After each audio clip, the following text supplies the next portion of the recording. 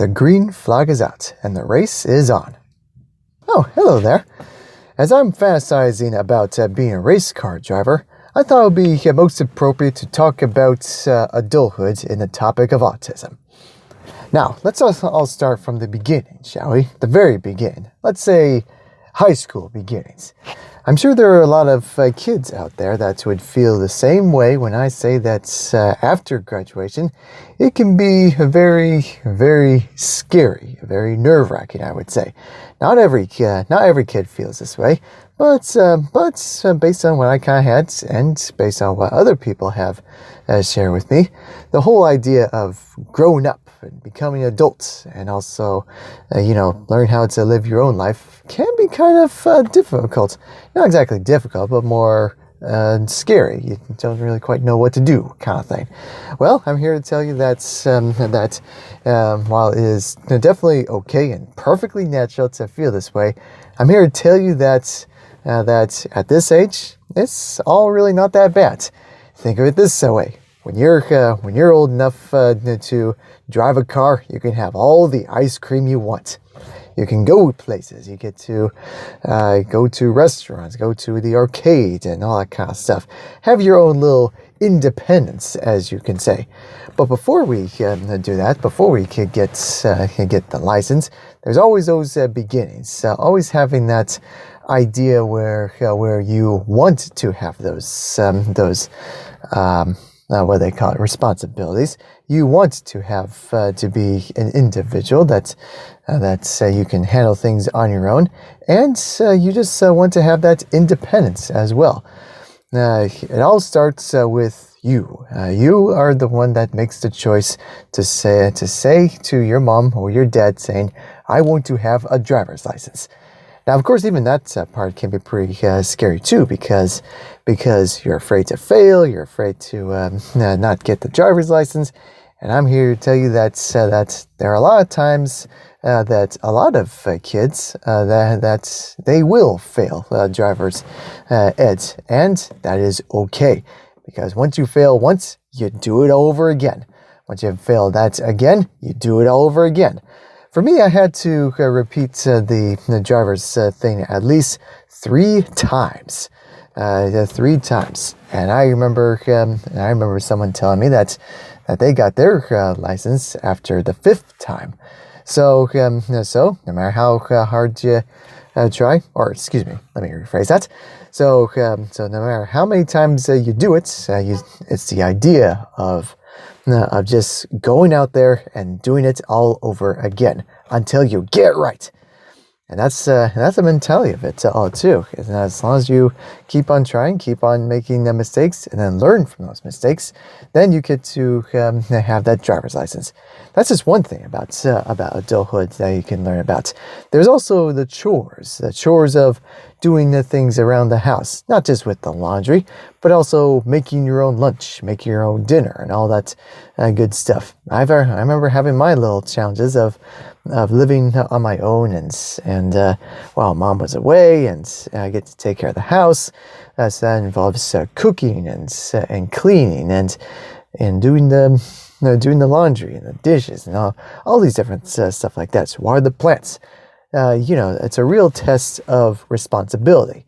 I remember a lot of times my parents would challenge me on doing more adult stuff that requires responsibility, and while they are all away.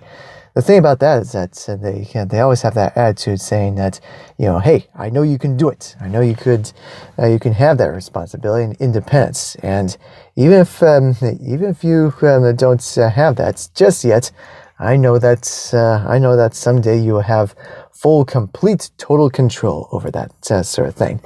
So that's the way I kind of see it as well. It's that you keep on trying. You want to keep on trying. You want to have that independence and responsibility, and then later on you'll be able to get that kind of stuff as well.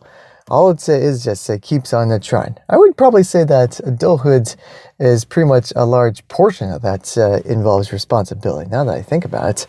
And it can be scary at first, but but I know that it's very possible, and responsibility can always be built up as time goes on. As a matter of fact,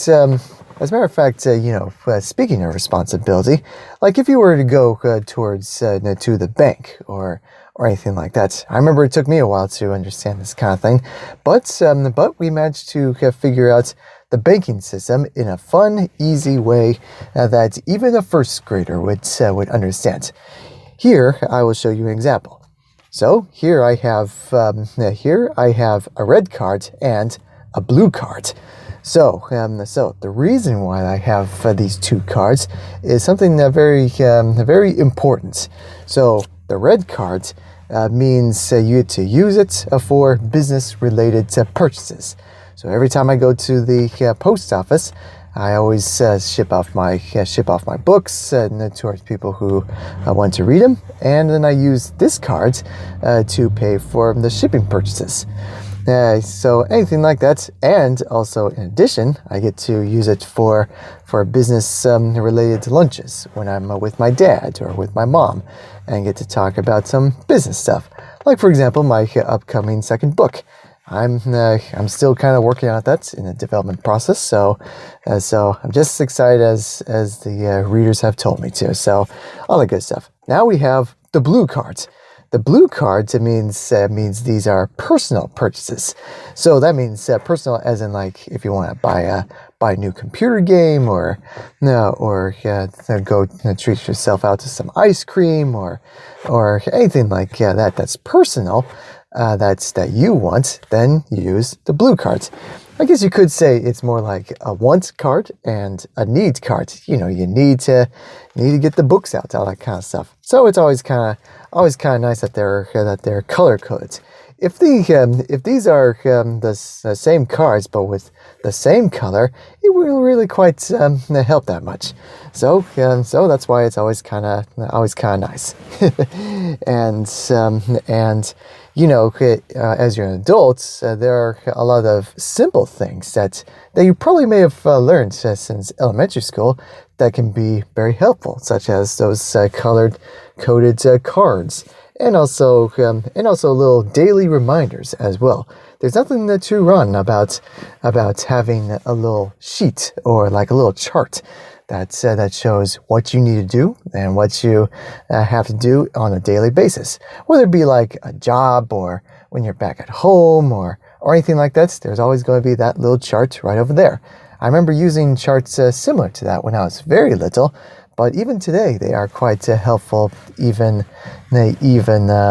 today too. Like for example, whenever I'm working, one of the top priorities is sign books and ship them. And then the chart goes down to replying to email, and then replying to your readers or your fans, as my dad called them. Thank you so much. And replying to those kind of things, and yeah, that's what the chart is for. At first, I kind of thought, oh man, this takes me back when I was very little. But even how childish it can be, it's turned out to be one of the most helpful ways to getting things done at a daily basis. So there are a lot of strategies for when you were little that can help very well to when you're an adult as well, at this age, as a matter of fact. So it's always really nice to have those kind of things and to always keep those in mind. So yeah, like I said before, it can be pretty natural to feel nervous about adult stuff and all that responsibility, and it's totally normal. But with all those scary times and scary things going on, there's always those exciting moments. There's always those fun little moments. Even if you're above 18, you can still have some fun. Go to the arcades or go to the racetracks or watch the sporting events. All these kind of things. There's a lot of fun things you can do as an adult. I can go all day talking about all those fun things, but I think that this is a good time to stop at the moment. So after this video, I'm going to go to a hot dog place with my dad talking about business. Which card do you think I should use? The blue or the red? That's all I'm going to ask. The question of the day, basically. Well, not just that, but also, I would probably leave off with a little question by asking, what are some things that you are nervous about growing up? And also, what are some of the exciting parts about growing up as well? There's a lot to choose from both sides, so please let me know. Thank you all very much, and I'm about to start my engine and get ready to roll. So thank you very much. I'll see you next time.